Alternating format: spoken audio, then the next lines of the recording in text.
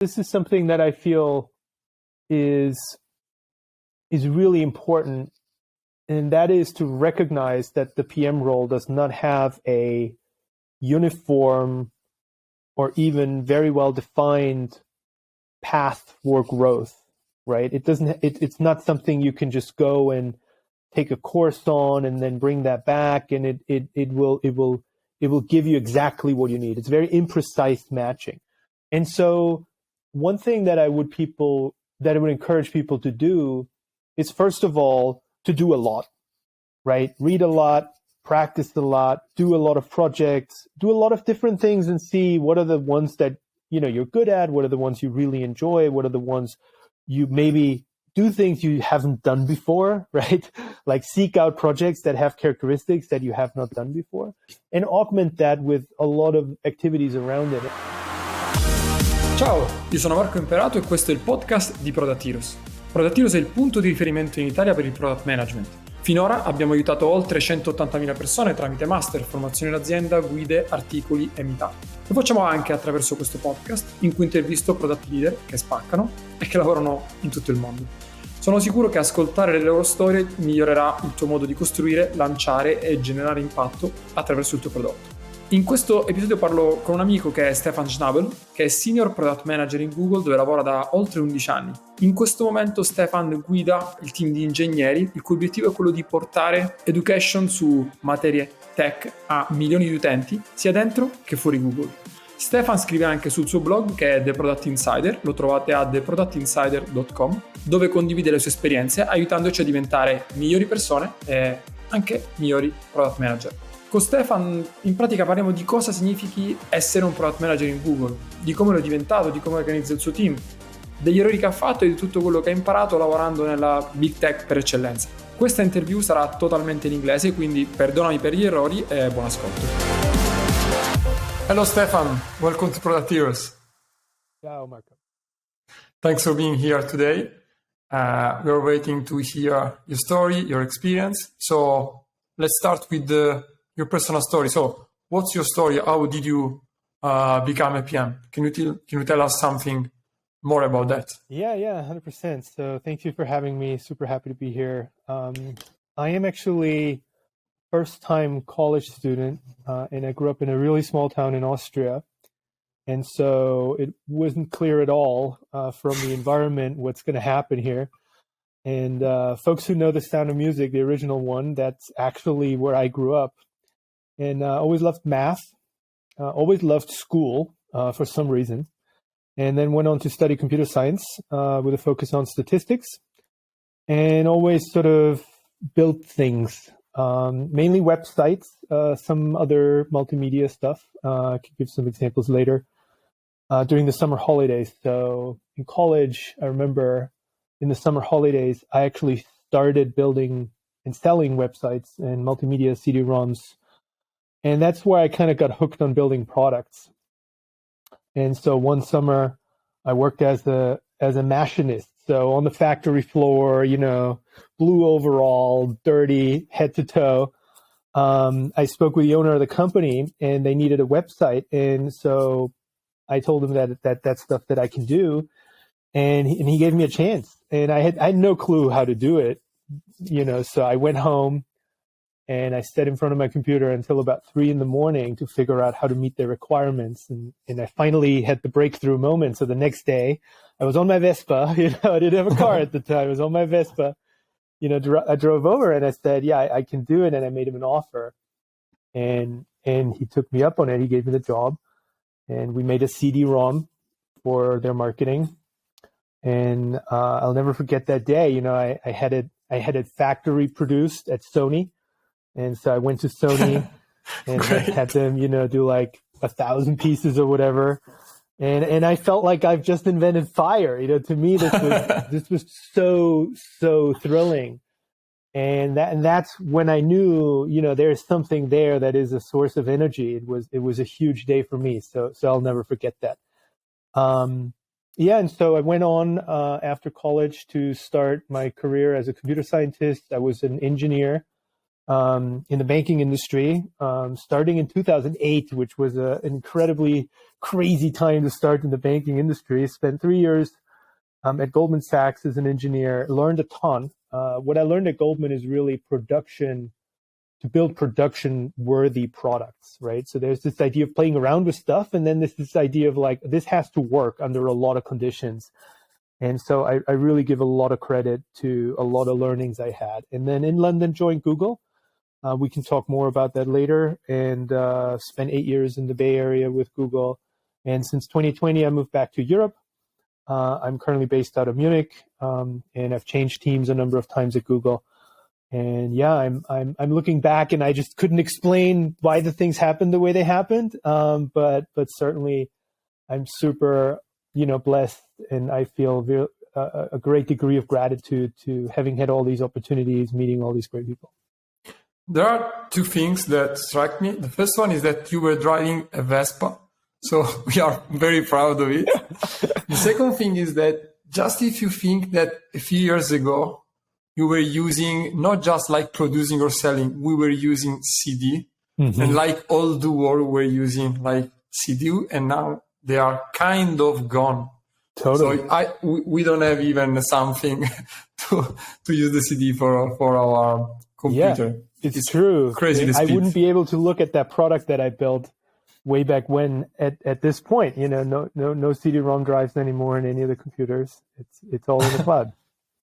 So, and actually, you've been working at Google for 11 years, and everyone is very curious of how to become a PM at Google, because there are some legends around, like hundreds of interviews, like you had to work on some. So can you explain how you personally became a product manager at Google? What was your path? Yeah, absolutely. So there are multiple paths to become a PM, and then obviously becoming a PM at Google. The one that I took, I called that path getting in and getting around, which is that you enter the organization in a non-PM role, and then you transition to the PM role while you're working for the company. And so I actually started my journey at Google as a researcher in sales. That is an awesome role, has a high degree of freedom, so very creative. You have, a lot of opportunity to generate value directly with customers, which I think was a really unique position for me. And I also happen to have quite a lot of time at my hands. I started in London, as I mentioned, which, is about 8 hours time difference away from Mountain View. So in the mornings, it's pretty quiet. And so I started coding. I started to get to know the organization, the org structure.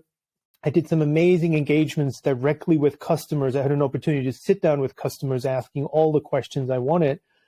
And then I learned a lot about digital marketing, which, when I joined, it was certainly already in full swing, but it was still something that people looked at as sort of the new kid on the block when it comes to their marketing mix and investing money and so on and so forth.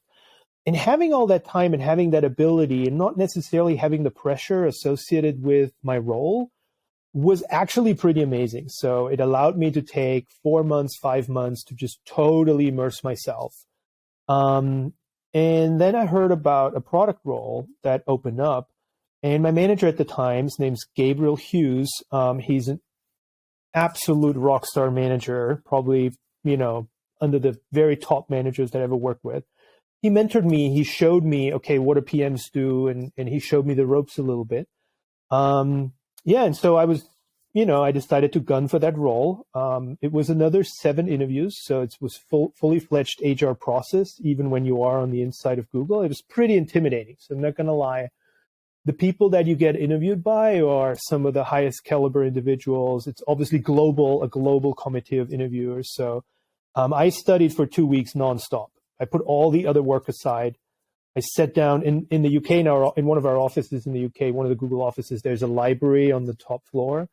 And I remember sitting there from like 8, 9 in the morning to like 10, 11 at night, just practicing, researching. I remember I had this big booklet, this notebook, and it was sort of like an A4 letter-sized notebook. And it was completely full by the end of those 2 weeks. What did you studied? in I particular? practiced interview questions. So I Okay. researched interview questions online, and then I just worked through the answers of those interview questions. And I did that by hand because that's a more natural speed for me to acquire knowledge than just looking at slides, right? That's a very shallow way. So I wrote down every single answer. I must have gone through, 200 questions or something. And so it was really something where I felt, like this is almost sort of like you study for a course at university or an exam. That's how I treated it. And it's sort of, obviously I turn around now and I contributed success to it. But the one thing that I do know for sure that it did was it gave me a very clear picture of what PMs do. And that was amazing because when I learned during those 2 weeks what PMs are actually doing, I realized that this could be the role that I could do for longer in my career. And that unlocked a whole new value, a whole new source of motivation for me. I was wondering, I didn't want to stay a researcher in sales. I knew that. I knew I couldn't transition to becoming an engineer. That was just not, I wasn't as technically interested in that at Google. The caliber of engineering is like crazy. So I was feeling a little like, okay, what's the next thing going to be? And when I learned what PMs do, I was like, oh, this sounds very, very close to, just this feeling that you get that this could be the thing. And so that really carried me through those 2 weeks in terms of my motivation. And then I went through the interviews and I was honestly like truly lucky. I got the role. It was a role in Mountain View. And I'm not going to lie to you, like when I got that role, that was probably the best day of my life so far. I don't remember a day where I felt so thrilled for what's to come than that. Now, obviously, it's not just the PM role. I moved to Mountain View. I was able to enter the US and so on. So I'm also a person who loves change. But still, that's kind of how it went for me. That is crazy to think about, like the Google brand that like force you to study for 2 weeks in order to get a job with them.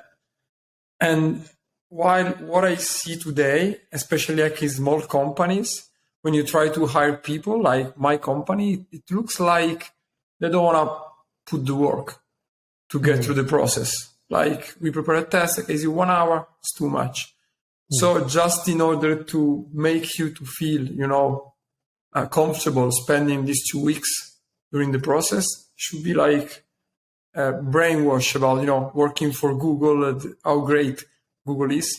And I'm pretty sure he is. So my question is, okay, how does it work at Google? Like a normal week work or the normal day to day? But before that, how was your first day at Google? Do you remember it? Like, how was it? Something different or like? Yeah, the first day at Google.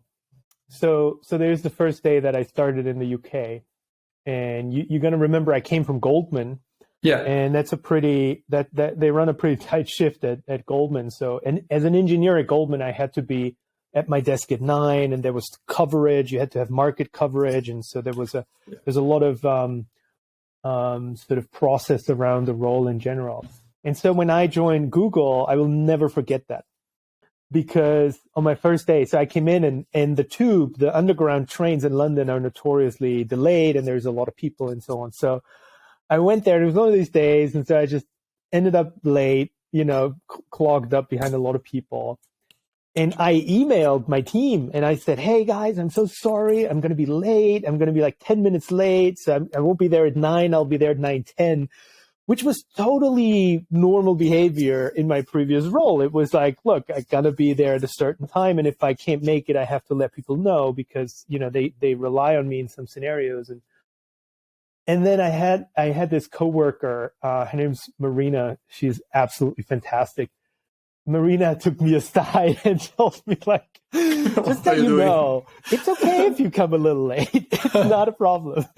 And so one thing that was so incredible was just how much we just were empowered or are empowered at Google as employees, right? So really, really that emphasis on, making sure that you can do your best job, and that the company is really, really interested in that. And yeah, that was certainly a new thing for me in that extent. And it was it took a while for me to break the habit and really understand that, hey, I don't have to email people when I'm late 10 minutes. I'm responsible for it. I'm more responsible for the output of my work, not necessarily where I do it and when I do it. That's something that I can decide myself. And so that was a great transition. But that was my first day, so I was 10 minutes late. I let everyone know that I'm 10 minutes late, and people told me it's cool. It's cool. So is there a normal week at Google? Because legends say that doesn't work like that, like every other job. So how does it work at Google on a day-to-day basis? Yeah, that's a great question. So I'm obviously saying this largely out of a PM perspective. I've only been in that initial role for 6 months or so, and then transitioned into PM very quickly. So from a product manager point of view, it is really true what they say. There is no such thing as a typical week at Google. And so as a PM, you are really, really exposed to a lot of the changes that happen and occur, and you are, for better or worse, you're exposed to them in near real time. So people are considering your role as a role that can be exposed to the change very, very, very, very real time, because you're expected to handle change in multiple speed levels, right? So you are expected to be able to digest change in real time, but hand it on in a newly calibrated pace, right? And you're expected to do that well. And not every role is expected to do that, right? There are roles that we would not necessarily take into the fold as real-time change occurs, but the product role is one that is in that situation, largely because we are the ones managing the change, right? And so that does mean that there is just a lot of stuff that's happening that you haven't necessarily accounted for. And, good examples for that are always executive presentations, right? I came in one day and my executive presentations got pulled forward by 4 weeks, right? So you come in, you're like, okay, I have this plan for how I'm going to approach this problem. And then you have to adjust that plan in real time, and you have to do it with a smile on your face, and you have to do it in a respectful way. And you're not sort of, and I think that part is really unique for product managers. So the only thing that exists is an average week. So as you go and you look over longer time periods, you can say, okay, what happens on average, right? And so on average in a week, you spend a lot of time talking to customers and trying to understand the problem. You go and find out what the problem is, then you go and find out what the problem really is, and then you're going to overlay and dig some more. And so that really is the part that is core of our role, that is core of the PM role, that we're most accountable for, because we spend other people's time. We dedicate resources to certain areas. And so we need to understand the problem side. We need to understand what stakeholders desire and where that overlap is, right? What do people want? What would be helpful to users? Is there an intersection? And is that intersection large enough or significant enough so we can actually go out and make a proposal and put resources against that? I guess that's the main thing that we do. That is also because most projects at Google, luckily, are very well staffed. Okay. So, a lot of people that are PMs, they wear different hats. They wear the designer hat, then they wear the little bit of a technical hat in some cases, right? You do a lot of data analyses or that type of stuff. You wear a research hat, problem data gathering and sort of problem investigation stuff. You wear the process hat where you do project management and you chaperone the process to launch.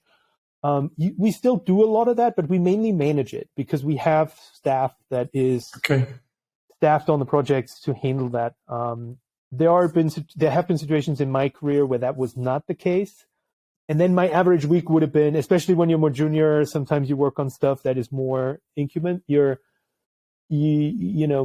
of that time then goes into one of these sort of auxiliary roles because you just don't happen to have a designer. So if you want wireframes, you're going to make wireframes. Okay. And do you use any specific framework, flow, or process to talk with customers? Like, can you describe the way in which you're used to talk with them? Obviously, maybe in different phases of the product lifetime.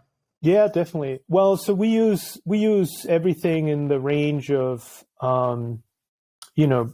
user experience research. I have a UX research blueprint that I apply. Okay. That is informed. It's referred to internally as rapid research, and I think that term means something even outside of Google. It's a very, very lightweight blueprint to actually create a research brief anchored on hypotheses and have a process to facilitate data gathering with customers in an interview setting that can be both done remotely or in person. And it can include artifacts or no artifacts, depending on where in the product lifecycle you are. And so, that's typically what I default to because it's lightweight, it's flexible enough to be changed. And I have actually written a blog post about it and published it, so it's out there for people that need it. I can share the link with you, and we can add it to some of the notes.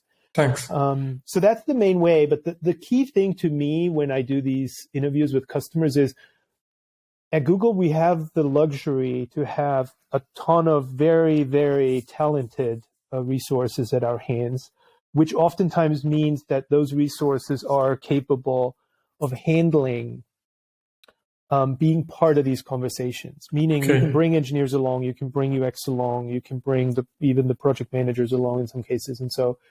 And that direct exchange of information rather than compiling the information and handing it over, to me has been a game changer, especially as we embark on new spaces, right? Because then you get the brain power of those individuals. You bring your TL, your tech lead with you, and you have them hear directly from the customer the problem description, which is much more impactful than me writing notes and then sharing it back out, which is still valuable, of course, but is more valuable when you have something that is well understood and you just need proof that it is actually legitimately sized or legitimately impactful. But for things we don't know yet, I'd love to bring the core cross-functional team with me to those interviews. Okay, so it's more as a team play instead of you getting all the specifics, then pass them through the development team while you are used to work together, even on the discovery or the research phase.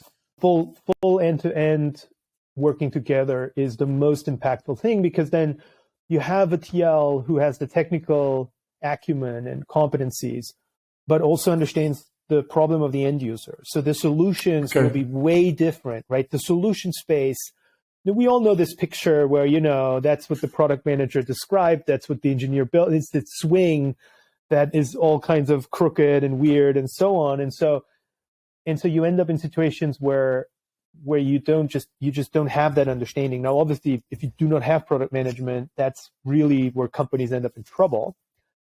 So there is still this idea that as a PM, you can summarize things and bring them to the team and explain them, right? But it is a game changer. It has been a game changer for me to bring the cross-functional team along, structure the sessions so that they are still focused and guided. And that's where maybe now as a PM lead, I'm taking the biggest role. I set guidance around goals and priorities. I set basic guardrails, but I let the team then operate within those guardrails pretty independently, because the engineers need to understand the business problem to actually create something that meets the needs of the end user. And if you're just translating that in sort of generic terms, it's a lot of work, frankly, right? You have to write up a lot of detail to make sure that you don't miss the mark. And secondly, there are things that engineers see that I wouldn't necessarily see, and it is a better solution for it. Even I think estimation are more accurate because people are directly involved in that discovery process, and maybe they are, especially for engineers, given my small experience, they are more willing to reduce the scope of what they build instead of building, something to go to the moon. They just build something just to get through the problem to build an aircraft right now. So talking about like PMing, so being a PM, we are mostly focused, obviously, on Product Heroes on the positive aspect of being a PM. But before jumping into the proper career, what's in your opinion the biggest thing that people get wrong about being a PM? Because at the beginning, I think like being on the problem side, discovery, teamwork, I mean, they understand that. What's the biggest thing people get wrong about definitely. being a PM? So I do a lot of coaching, and obviously people reach out to me a lot about becoming PMs and so on. And I write a blog, which the Product Insider, in which I sort of reflect a lot on these things. And this was an interesting question because I've never actually touched on that question, frankly, or thought about it deeply. You should write a post. I would need to write a post about this because that is actually a really, really awesome question to ask. So the thing for me that I sort of came up with as I reflected over this, preparing for our interview here, is that people really only think about the positives. And I think that's expected. People come and they look at the role and they look at everything amazing that's associated with the role, but they really don't see how lonely it is. There's almost never another PM that you closely collaborate with, right? You have a manager who's interested in your career growth, but when you go out and you actually want to build something within a space, you're on your own pretty much, right? It is highly competitive. You fight for scope, for resources, who owns the biggest problem, for example. And that's just very exhausting at times, Moments of success are pretty short. They're over quickly. They're owned by everybody. And, expectations are extremely high. So in other words, it is a job that really, really feels a little bit like, what people maybe describe with feelings that athletes have, right? You're all together, you might all train, but in the end of the day, you're out there doing your thing, you're out there running your race, and you have to deal with the consequences of the results. And in some ways, it does feel like it's all on you. And that's not necessarily always easy. So that's not something that I think is wildly popular or known, but it is something that you do see. And I recently was at a product manager conference in Zurich, where only PMs, or to a large degree, like 80% or whatever, were PMs. And it was amazing.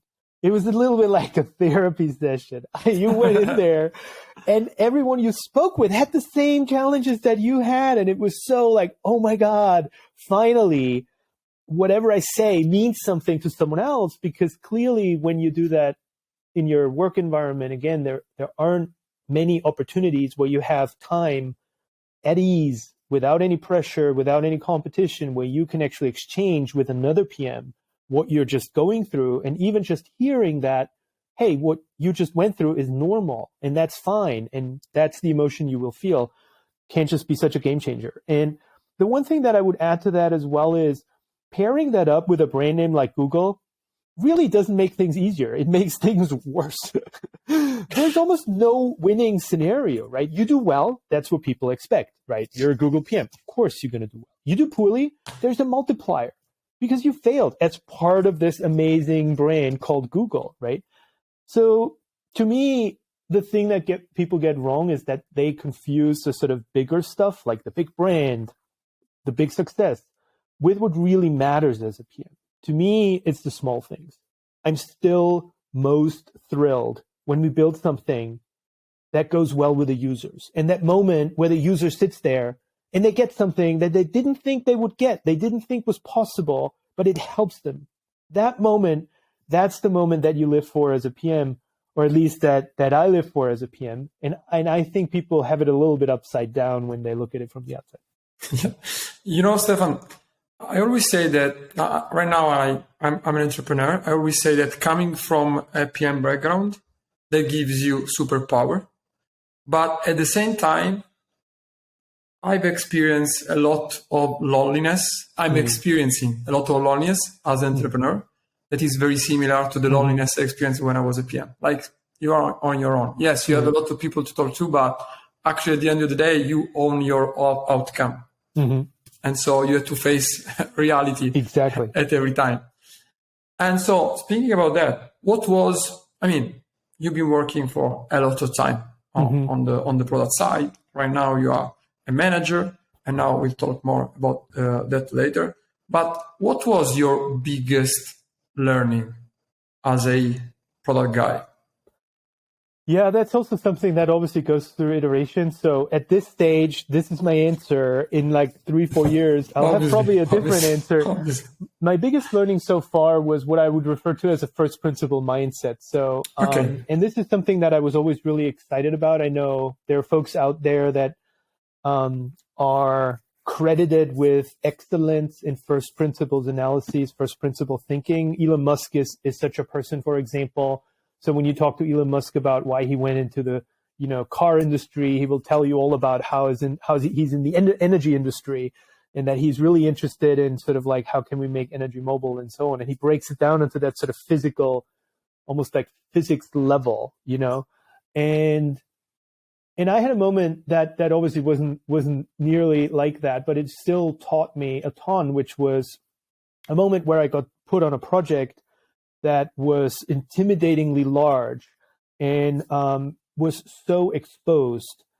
And I just quite didn't know, okay, how will this go? And this is now something that's actually been executed already. It was the upgrade from Google Analytics, from what's called Universal Analytics to Google Analytics 4. So there's a new version of Google Analytics out, and that version uses different underlying tracking capabilities, a different tracking code than the old version. And so my job was essentially to migrate all these accounts, help, 1 million accounts to sort of migrate from the old to the new.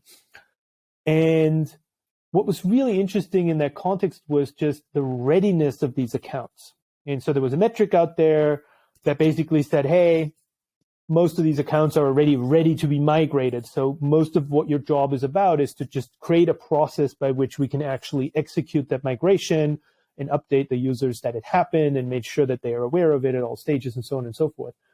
And so when I was like, I'm not sure. I multiplied even the slightest chance of failure times the exposure and the significance of this project. And so that risk was still too high for me to just rely on assumptions. And it was just at this point where I was a level 6 PM, which is sort of a senior PM now at Google for a couple of years. And I felt, okay, I really have this craving to kind of, not because I didn't trust people, just because I wanted to kind of go in and really understand, are all the prerequisites met? And so I think the metric said something like 80% of our, and this is expressed in revenue. So 80% of the revenue that is running through AdWords connected to Google Analytics would be ready for migration, basically. And so I went in and I dissected the metric, and then I dissected the data, and I looked at the real-time data. I looked at the actual data that's coming in from all these accounts, and I looked at the actual underlying tracking that is applied on the data as to generate a real sort of lowest level, first layer information on, okay, where is the data coming from, right? And one thing that became very clear was that the way the metric was defined was not taken into account the need of the configuration. Meaning, it was done in a way that would not translate to the way that we thought about Google Analytics accounts and the data in them. It was made to express the sort of starting point of an account. Basically, an account has started to apply this type of tracking, but wasn't not nearly done with it, right? So it wasn't a metric that measured doneness. It was a metric that measured starting, or that initial step that customers took. So then we shifted the definition of the metric. We said, okay, having started with this is not good enough for our case. We need doneness. We need completeness in the definition of the metric. And then the percentage moved from 80 to 0.03. It's crazy. It was crazy, yeah. It's crazy. It was funny because it was something that everyone who was involved in this required the clarity on the explanation from the very lowest layer rolling it all the way up, explaining the steps in between, so that at each breaking point, we could translate what would be needed to move to the next level, right? And that was bypassed because the metrics definition was ambiguous. And so as we resolved the metrics definition and we clearly highlighted these milestones and we said, look, this is the milestone we need. And at this milestone, we have this percentage. The milestone that you thought we have, that is at 80, but it's not useful for us.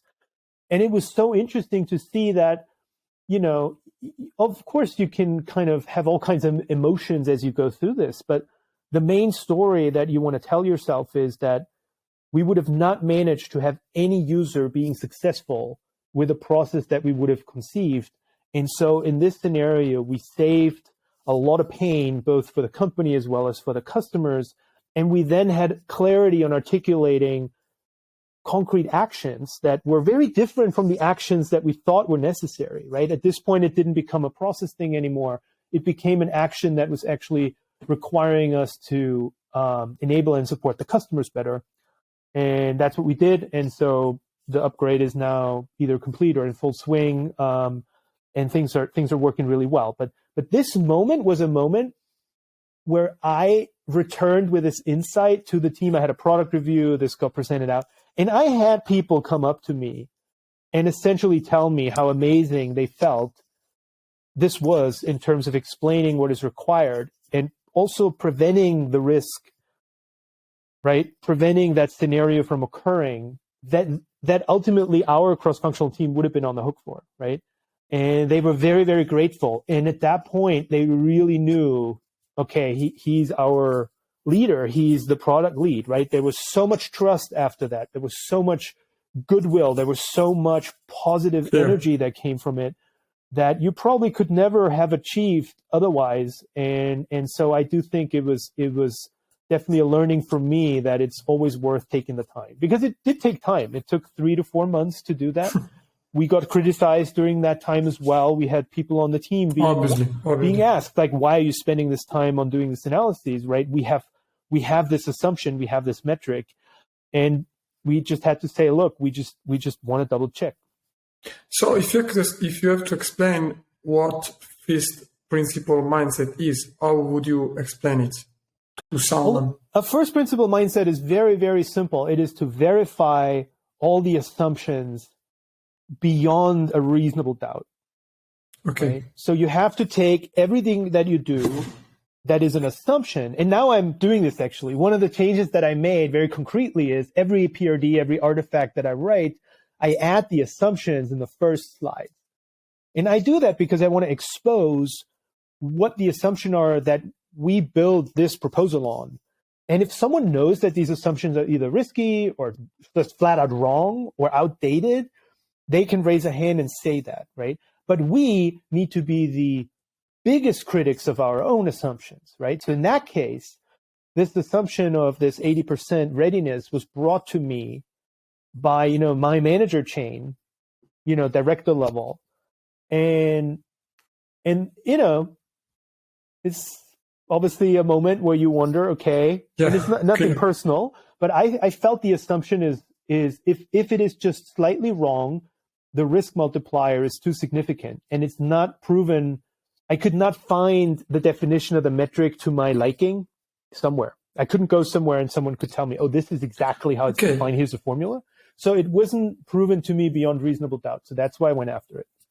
Okay, that's very interesting, because I wanted to move to the next question, but I won't do that because it's too interesting. So how have you managed your manager? Because your manager came to you, okay, this is true. This is true that 80% of accounts are ready. Then for you is an assumption. He has some risks. So I need to, to dig, to understand. How have you managed this? Because you took 3-4 times more in order to get ready to the migration, the transition. I think it shouldn't have been so easy. No, that's fair. I think that's a really good question. So the first thing is that you're going to have to be transparent. You're going to have to be out there and say, hey, with very respectfully, but you have to carve out a plan and you have to expose that plan. And clearly, in some ways, there was certainly some work that, as we did this sort of investigation or this data collection thing, where we collected the data on the lowest level to understand what is the metric as we defined it, that did require some work, but I did something that I knew would be successful, which is I talked to the engineering director. I said, hey, this is your project as well. You have equally vested interest. Here is the definition as I see it. Here is the associated risk as I see it. And I think it is worth investigating what the data is that really comes in, pivoting it with a definition of completeness, which means that there is a complete readiness for the account, not just, part of the account, right? But that the whole account is actually ready to be migrated. And he was actually extremely receptive to that, right? Now, if he wouldn't have been receptive to that, that would have been a big problem, because at that point, UX wouldn't really have anything, wasn't really bought or invested much into that layer of the project. But engineer, he got it right away, and he was so supportive. So from an engineering point of view, he was like, "Yep, you got my best engineer on this, right?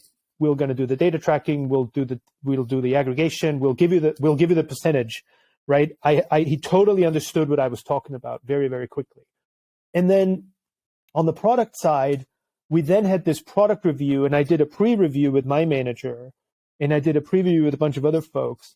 And in that meeting, it became clear that there was a moment where we had a team that would own the readiness, and then our team, which sort of more owned the transition.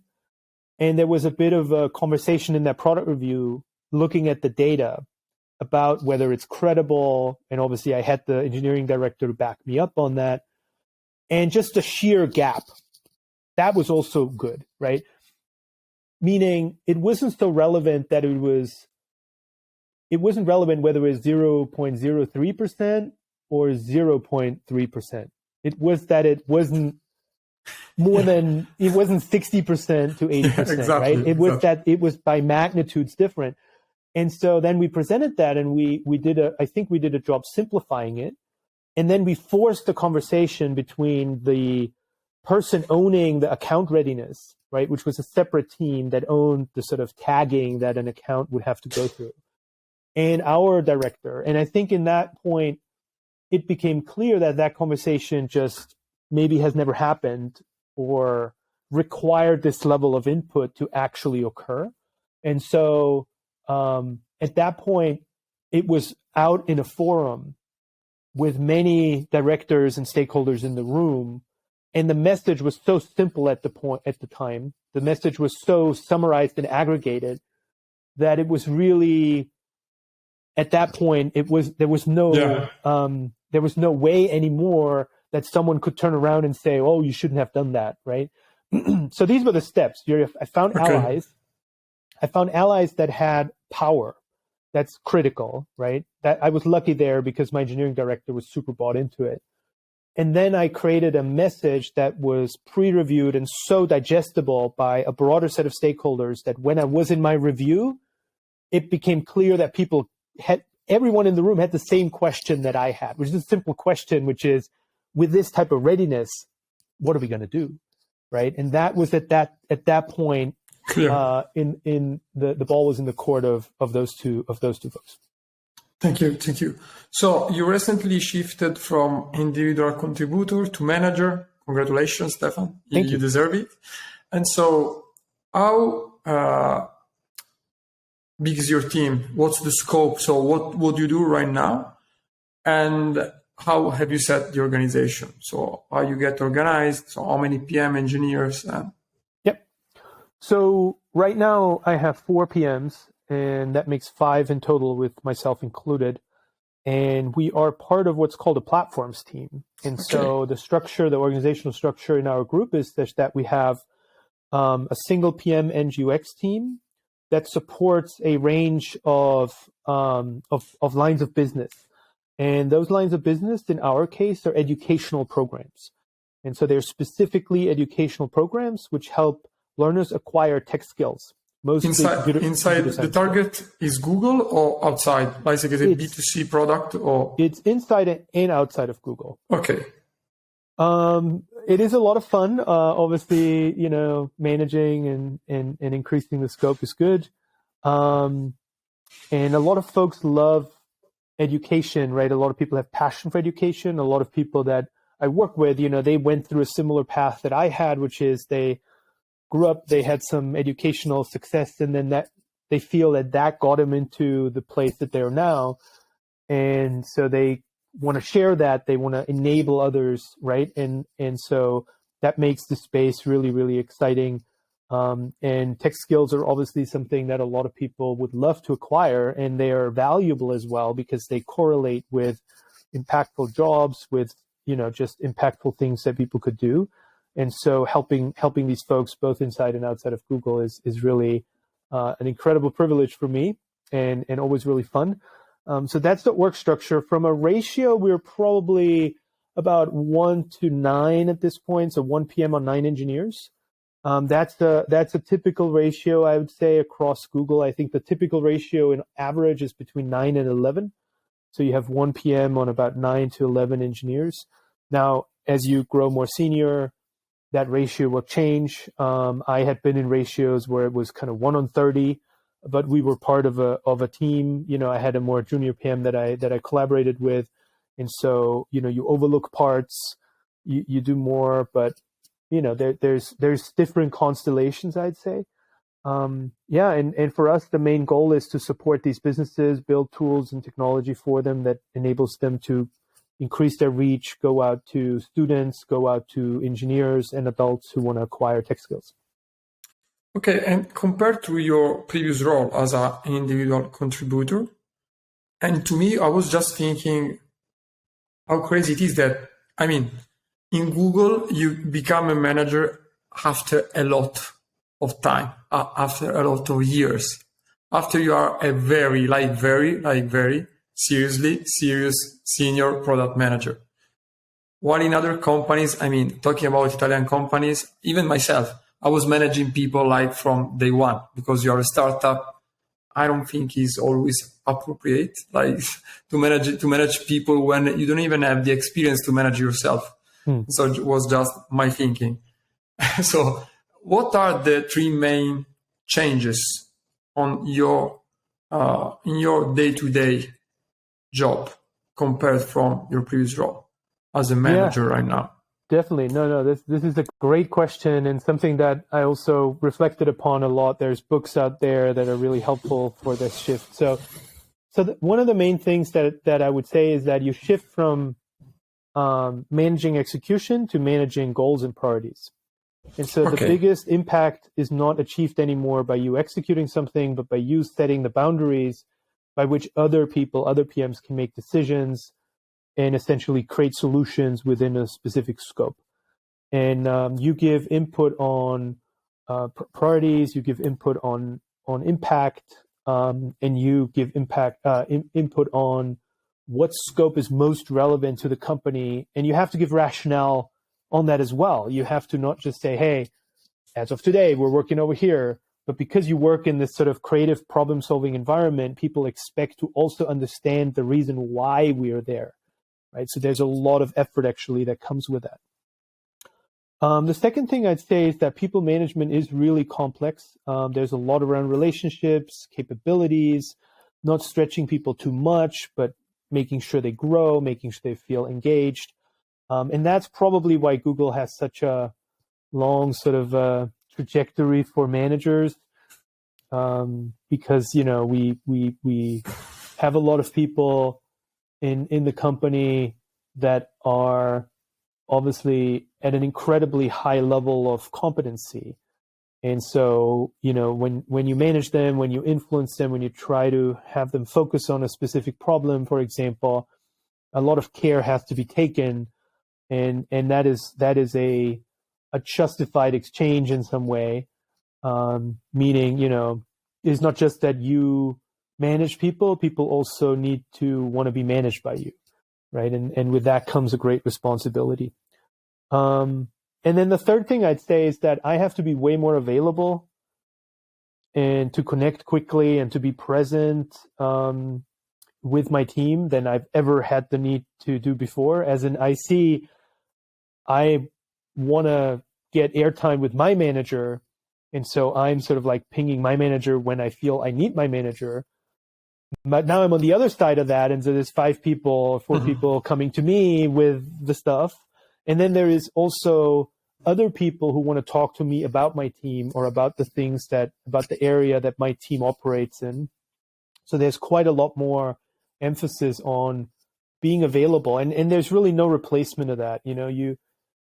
I do think a lot of people feel, remote work, and that's awesome. I love the flexibility myself.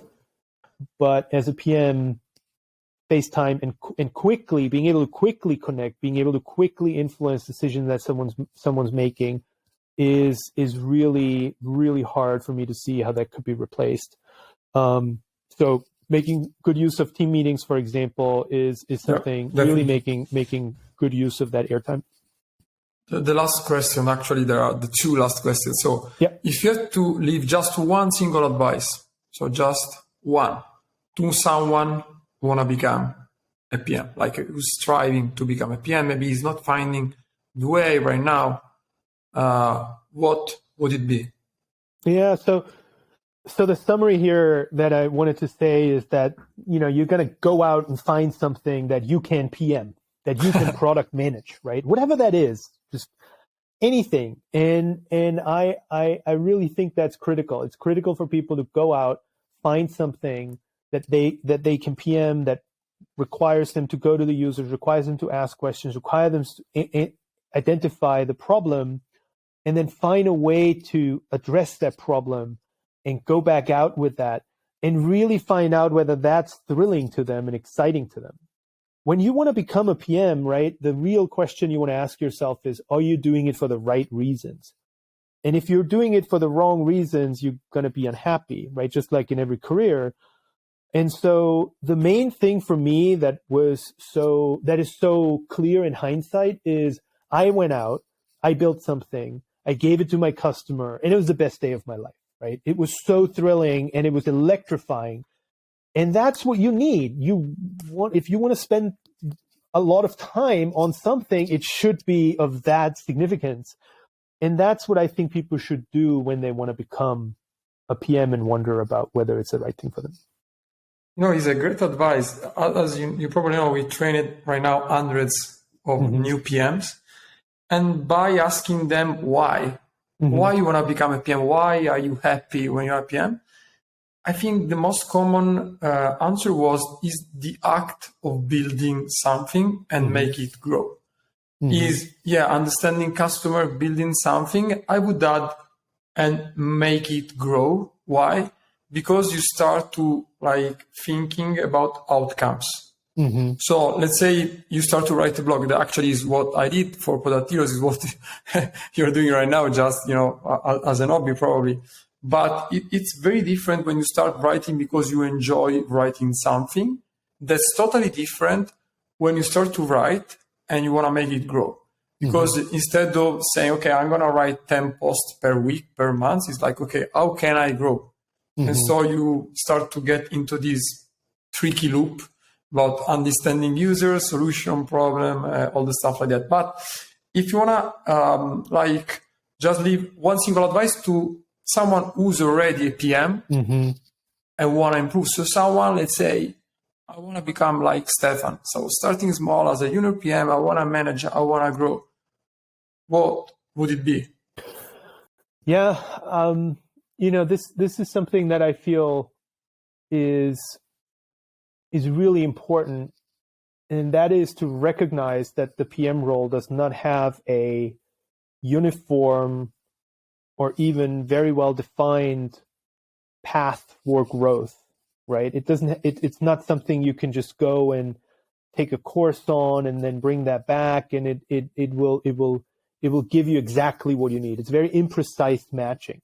And so one thing that I would encourage people to do is, first of all, to do a lot, right? Read a lot, practice a lot, do a lot of projects, do a lot of different things, and see what are the ones that you're good at, what are the ones you really enjoy, what are the ones you maybe do things you haven't done before, right? Like seek out projects that have characteristics that you have not done before, and augment that with a lot of activities around it. And I have one PM that pinged me about a year ago. His name's Benji Soto. Benji is now a PM at Google, but he wasn't. He was a PM at different companies before. And we spoke, I think it's now 7 years ago. Benji called me, he reached out on LinkedIn, and we had a conversation. And it took him 3 years to become a PM at Google and to even meet the sort of requirements as a PM. And what he did was remarkable, is he very deeply looked at his skill set, and he did what's called a skill gap analysis. So he looked at the things that he would need to master so that he would qualify against a certain role profile of a PM. And I do think that that is a very undervalued, maybe because it's boring, I don't know, a very undervalued thing to do, is to sit down and mimic a very rigorous feedback process, right? Now we're in luck at Google. We have, we used to have quarterly, then bi-yearly, now yearly feedback cycles. We get feedback pretty constantly from all the people we work with. It's very institutionalized, right? But if you want to make it to the next level and grow as a PM, you can go the approach where you just fire out of all cylinders if you have the time and the capacity to do so. But the more systematic approach would be to sit down and say, what are the skills that are required at my next level? What am I already demonstrating? What am I already good at? And what is the stuff that I'm not yet good at? And try and shine a light on that. And that is difficult, because you would likely need someone who has in-depth knowledge of your work. You would likely need someone who's well-intentioned for you, but doesn't necessarily have, any other relationship with you, like a mentor, for example, that works alongside you, but doesn't necessarily operate in the scope that you own. And it's not always easy to come by those individuals. So the best surrogate individual is yourself, to say, okay, am I able to do these things? And then find ways to plug these holes. And Benji just did a really incredible job at it, because it included changing companies, right? It included leaving his job, going to another company, seeking out projects that he could work on, so that he ultimately landed a job at Google. So I was just so impressed with how he structured it in his head. That, to me, is the thing. It's almost sort of, you have to PM your career with the ingredients being the honest feedback about your own skill set and the analyses of the skills required to move to the next level, and then aggressively going after opportunities to acquire and demonstrate those skills and practice them. Great. So basically, it's framing it as a problem you need to solve in order to get, the outcomes. Right. So thank you very much, Stefan. And for who's watching or who's listening to us, if you want to more about Stefan, go to theproductinsider.com. That is Stefan's blog. Or you can add Stefan on LinkedIn. We will put all the links below here on YouTube or on the podcast. So thank you very much, Stefan. We are looking forward to meet you in Italy. Thank you, Marco. It's great chatting. Take good care. Ciao. Ciao. Bye. Ciao. Grazie per aver ascoltato questo episodio di Product Heroes. Se l'hai trovato utile, iscriviti su YouTube, Spotify, Apple, Amazon, insomma, dove ascolti i tuoi podcast normalmente, così non ti perderai neanche un episodio. Prima di andare via, vota con 5 stelline questo podcast o scrivi un commento, una recensione. Questo ci aiuterà a raggiungere sempre più persone e quindi aumentare la diffusione della cultura di prodotto in Italia, che poi è la nostra mission finale. Quindi il podcast è soltanto uno dei tanti modi che Product Heroes utilizza per spingere la cultura di prodotto. Trovi maggiori informazioni e tutte le attività che svolgiamo su productheroes.it e soprattutto non perderti l'appuntamento più importante che stiamo spingendo negli ultimi mesi, che è la Product Heroes Conference, che sarà a Milano il 6 ottobre 2023. Anche su questo trovi tutte le info su productheroes.it. Ciao e alla prossima!